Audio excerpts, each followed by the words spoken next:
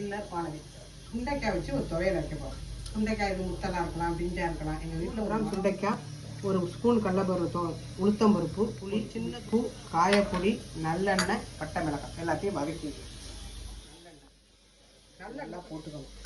உளுத்தம்பருப்பு ஒரு ஸ்பூன், கடலைப்பருப்பு வேணாலும் போட்டுக்கலாம். உளுத்தம்பருப்பு, கடலைப்பருப்பு அது கூடயே அதில் நம்ம வச்சுருக்கிற அலசி வச்சுருக்க சுண்டைக்காய், முழு சுண்டைக்காயே போட்டுக்கலாம்.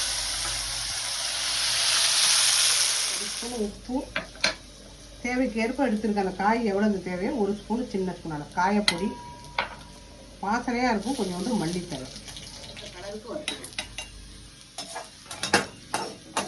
வெடிக்கும். கொஞ்சம் எண்ணெய் நிறையா போட்டு வதக்குனீங்கன்னா வெடிக்கும். லைட்டாக ஒரு பிளேட்டை போட்டு மூடி வச்சுக்கணும்.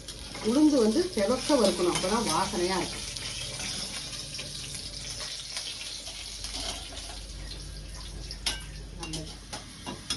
எண்ணெய் சேர வேண்டாம் நம்ம.